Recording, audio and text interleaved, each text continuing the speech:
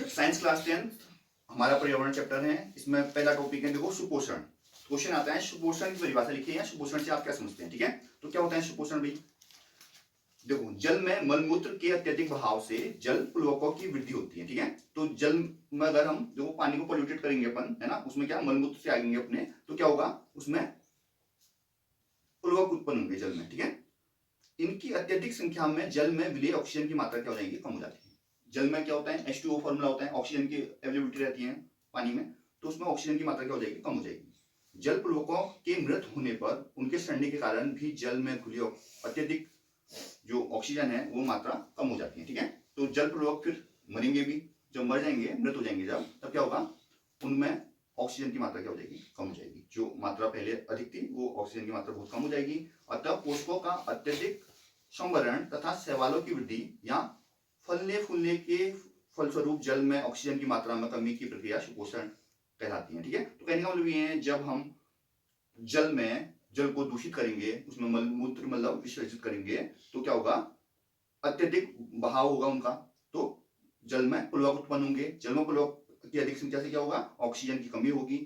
जल प्लवक अगर उत्पन्न होंगे तो जल प्लवक क्या होंगे, एक बार मृत भी होंगे, मरेंगे भी, है ना। जब मरेंगे तो जो अधिक मात्रा पानी में ऑक्सीजन की है वो बहुत कम हो जाएगी। तो इससे क्या होगा, वहां पर शैवाल की वृद्धि होगी। शैवाल आप जानते हो, और इससे क्या होगा, ऑक्सीजन की मात्रा बहुत कम हो जाएगी। इसी क्या बोलेंगे अपन, सुपोषण बोलेंगे। तो अगला है, पायतंत्र में अपघटकों की क्या भूमिका है। तो अपघटक क्या होते हैं, अपघटक को हम बोलते हैं प्राकृतिक सफाईकर्ता। ठीक है, अपघटक को हम बोलेंगे प्राकृतिक सफाईकर्ता। ये मृत जीवधारियों के शरीर को सड़ा देते हैं। ठीक है, ये मृत जो जीवधारी है उनके शरीर को सड़ाएंगे, अर्थात अपघटन कर देंगे। जीवाणु तथा कवक मृत शरीर के जटिल कार्बोक्सिलिक पदार्थों को सरल पोषक तत्वों में अपघटित कर देते हैं। ठीक है, जीवाणु और जो कवक होते हैं वो क्या करते हैं, मृत शरीर के जटिल कार्बनिक पदार्थ को सरल पोषक तत्वों में अपघटित कर देते हैं। ये तत्व विभिन्न चक्रों के माध्यम से पुनः जैव जगत में प्रवेश कर जाते हैं। इस प्रकार अपघटक वातावरण के पोषक तत्वों का संतुलन बनाए रखने में महत्वपूर्ण भूमिका का निर्वाह करते हैं। ठीक है, तो अपघटक को बोलते हैं हम प्राकृतिक सफाईकर्ता। ये क्या करते हैं, मृत जीवधारी जो होते हैं उनके शरीर को सड़ा देते हैं, यानी कि उनका अपघटन कर देते हैं। जीवाणु तथा कवक जो होते हैं वो क्या होते हैं, मृत शरीर के जटिल कार्बनिक पदार्थों को सरल पोषक तत्वों में अपघटित कर देते हैं। ठीक है, अपघटित करना वाला तोड़ना।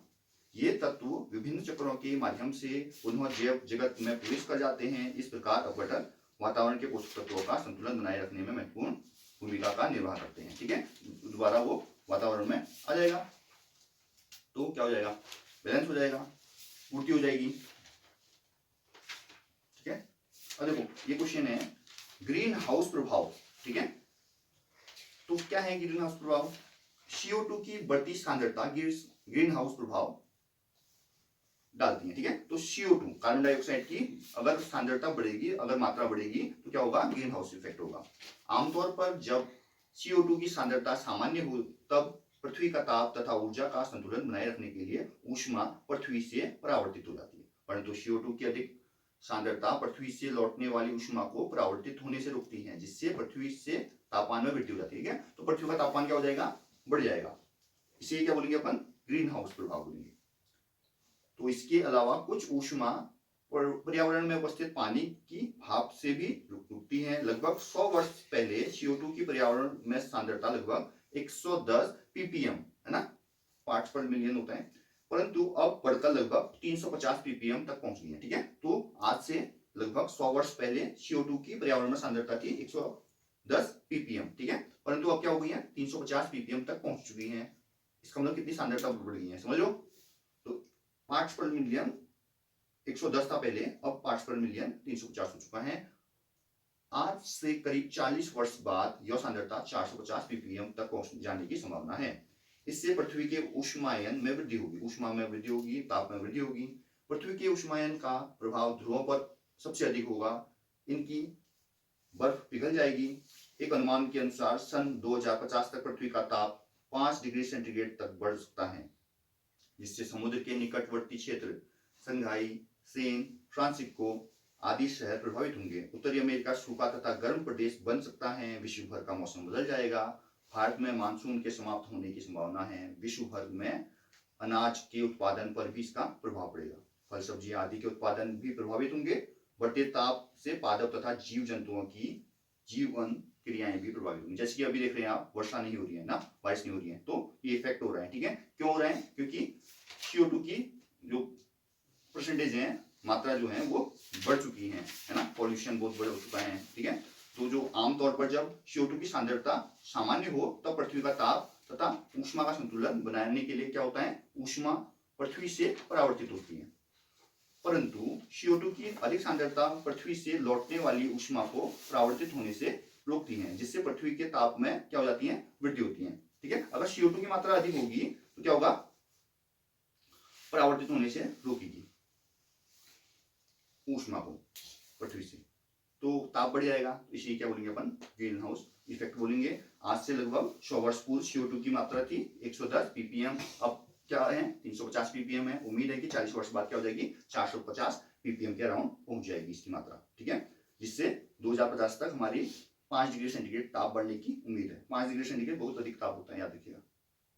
टेम्परेचर अगर 5 डिग्री सेंटीग्रेड बढ़ रहा है तो चेंजेस हो गए हैं बहुत ज्यादा। ठीक है, अब अगला टॉपिक है पारतंत्र से आप क्या समझते हैं, इसके प्रमुख घटकों का वर्णन कीजिए। ठीक है, तो पारतंत्र क्या होता है, किसी स्थान विशेष में पाए जाने वाले जैविक तथा अजैविक घटकों के पारस्परिक संबंध को सामान्य रूप से पारतंत्र कहते हैं। ठीक है, तो क्या बोलेंगे अपन, किसी स्थान विशेष में पाए जाने वाले जैविक तथा अजैविक घटकों के पारस्परिक संबंध को सामूहिक रूप से पारतंत्र कहेंगे। ठीक है, जैविक घटक होंगे, अजैविक घटक होंगे। ठीक है, तो सजीव या जैविक घटक क्या होंगे, समस्त जंतु एवं पौधे जीवमंडल में जैविक घटक के रूप में पाए जाते हैं। ठीक है, तो उसके कुछ भाग भी होते हैं। जैसे पहला पार्ट है उत्पादक, हरे प्रकाश संश्लेषी पौधे उत्पादक कहलाते हैं। ठीक है, तो हरे प्रकाश संश्लेषी पौधे होंगे उनसे उत्पादक बोलेंगे। प्रकाश संश्लेषण की क्रिया में पौधे कार्बन डाइऑक्साइड एवं जल की सहायता से प्रकाश एवं पर्णहरित की उपस्थिति में ग्लूकोज का निर्माण करते हैं। ठीक है, तो प्रकाश संश्लेषण की रिएक्शन आपने पढ़ी हुई है। ठीक है, तो पौधे क्या करते हैं, प्रकाश संश्लेषण की क्रिया में पौधे कार्बन डाइऑक्साइड और जल की सहायता से क्या करते हैं, प्रकाश एवं पर्णहरित की उपस्थिति में ग्लूकोज का निर्माण करते हैं। ठीक है, ग्लूकोज आप जानते हैं 6H12O6 होता है। ग्लूकोज अन्य भोज्य पदार्थों जैसे कि प्रोटीन हो गया, मंड हो गया या वो वसा हो गई में परिवर्तित हो जाता है, जिसको जंतु भोजन के रूप में ग्रहण करते हैं। ठीक है, तो देखिए यहाँ पर प्रकाश संश्लेषण के लिखते हैं अपन, इंपोर्टेंट इक्वेशन है 6CO2 प्लस 12H2O, किसकी प्रेजेंस में हो गई, प्रकाश और पर्णहित या प्रकाश।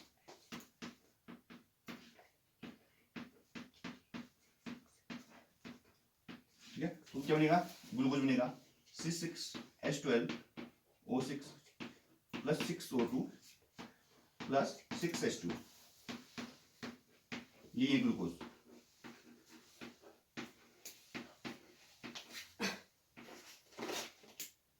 ठीक है, ये ग्लूकोज।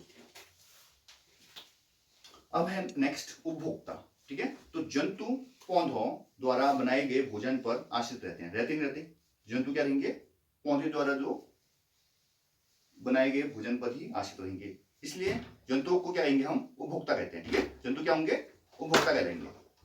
कार्बोहाइड्रेट, प्रोटीन, वसा, विटामिन तथा खनिज तत्व हमारे भोजन के अवयव हैं। ठीक है, तो है क्या नहीं बताइए, कार्बोहाइड्रेट होता है भोजन में, प्रोटीन होता है, वसा होता है, विटामिन होते हैं और खनिज लवण होते हैं। ठीक है, जो अनाज, बीज, फल, सब्जी आदि से प्राप्त होंगे हमें, है ना। ये सभी पौधे की ही देन है। कुछ जंतु मांसाहारी होते हैं जो अपना भोजन शाकाहारी जंतुओं का शिकार करके प्राप्त करते हैं। ठीक है, तो उपभोक्ताओं को भी हमने पार्टों में बांटा हुआ है। ठीक है, तो पहला पार्ट क्या है, प्रथम श्रेणी के उपभोक्ता यानी कि शाकाहारी। ठीक है, तो ये शाकाहारी होते हैं। इनके अंतर्गत में क्या आते हैं, जंतु आते हैं जो अपना भोजन सीधे हरे पौधे से प्राप्त करते हैं। जैसे कि कौन कौन से हैं, खरगोश हो गया, बकरी हो गई, टिड्डा हो गया, चूहा हो गया, हिरन, भैंस, गाय, हाथी। द्वितीय श्रेणी के उपभोक्ताओं में आते हैं मांसाहारी वाले, ये मांसाहारी होंगे एवं प्राथमिक उपभोक्ताओं का शाकाहारी प्राणियों का शिकार करेंगे। ठीक है, तो ये क्या करेंगे, शिकार पर निर्भर करेंगे, जैसे सांप को खाएंगे, मेढक, गिरगिट, छिपकली, मैना पक्षी, लोमड़ी, भेड़िया, बिल्ली आदि का, है ना। एक होता है तृतीय श्रेणी के उपभोक्ताओं या तृतीय उपभोक्ता होते हैं। ठीक है, तो ये क्या करते हैं, इनमें द्वितीय श्रेणी के उपभोक्ताओं को खाने वाले जंतु आते हैं, जैसे सर्प हो गया, मेढक, जैसे सर्प हो गया मेढक का शिकार करता है, ठीक है। सांप जो होता है वो मेढक को खाता है। बड़ी मछलियां छोटी मछलियों को खाती हैं, है ना। मांसाहारी चिड़िया मछलियों का शिकार करती हैं। कुछ जंतु एक से अधिक श्रेणी के उपभोक्ता हो सकते हैं, जैसे बिल्ली हो गई और मनुष्य हो गया, ये एक से अधिक श्रेणी में आते हैं। आते नहीं आते? मनुष्य क्या है, शाकाहारी भी होता है, मांसाहारी भी होता है, होता ही नहीं होता। ये मांसाहारी एवं शाकाहारी दोनों कहलाएंगे, सर्वभक्षी कहलाएंगे, मतलब कहने का मतलब ये तृतीय श्रेणी वाले सर्वभक्षी के रूप में भी जाने जाते हैं। अब अगला है अपघटनकर्ता या अपघटन या अपमार्जक। ये जीवमंडल के सूक्ष्म जीव हैं, जैसे जीवाणु व कवक। ये उत्पादक तथा उपभोक्ताओं के मृत शरीर को सरल यौगिकों में अपघटित करते हैं, ठीक है। तो अपघटित करना बहुत इंपॉर्टेंट पार्ट है। कोई भी, जैसे कि एग्जांपल लेते हैं, कोई भी डेड बॉडी है ना, अगर कहीं पर रखी जाए तो धीरे धीरे क्या हो जाएगी, सड़ गल के नष्ट हो जाएगी, समझ लो। तो ये अपघटन का ही पार्ट है। अगर ऐसा नहीं होता है तो बड़ी लार्ज स्केल में क्या होंगी, बीमारियां होंगी, समझ लो। ये अपघटन का ही है ना। जैसे कि आप देखो गोबर वगैरह होता है ना, वो क्या होता है, रखे रखे रखे रखे धीरे धीरे क्या होता है, मिट्टी बन जाती है, बनती नहीं बनती। तो ये अपघटन का ही पार्ट है। तो ये क्या, उत्पादक तथा उपभोक्ताओं के मृत शरीर को सरल यौगिकों में अपघटित कर देते हैं। ऐसे जीवों को अपघटक कहते हैं। विभिन्न कार्बनिक पदार्थों को उनके सरल अवयवों में तोड़ देते हैं। सरल पदार्थ पुनः भूमि से मिलकर पायतंत्र में अजैव घटक का अंश बन जाते हैं। तो अब आ गया है निर्जीव या अजैव घटक। तो इसके अंतर्गत निर्जीव वातावरण आता है, जो विभिन्न जैविक घटकों का नियंत्रण करते हैं। अजैव घटकों को 3 उपवर्गों में विभाजित किया गया है। कौन कौन से उपवर्ग हैं वो? तो एक है अकार्बनिक, ठीक है, पहला है अकार्बनिक। तो इसमें क्या आता है, इसके अंतर्गत पोटेशियम, कैल्शियम, मैग्नीशियम, फास्फोरस, लोहा, सल्फर आदि के लवण, जल तथा वायु की गैसें हैं, जैसे oxygen, carbon dioxide, nitrogen, hydrogen, ammonia आती है, ठीक है। तो पहला पार्ट जो है निर्जीव में वो क्या है, अकार्बनिक, ठीक है। अकार्बनिक में क्या आते हैं, पोटेशियम, कैल्शियम, मैग्नीशियम, फास्फोरस, लोहा, सल्फर आदि के लवण, जलवायु की गैसें, जैसे जलवायु में क्या होता है, H2O होता है। तो H2O मतलब हाइड्रोजन हो गया, ऑक्सीजन हो गया। ऐसी वायु में कार्बन डाइऑक्साइड होगी, नाइट्रोजन होगी, अमोनिया होगी, ठीक है। तो ये अकार्बनिक वाले में आ गई।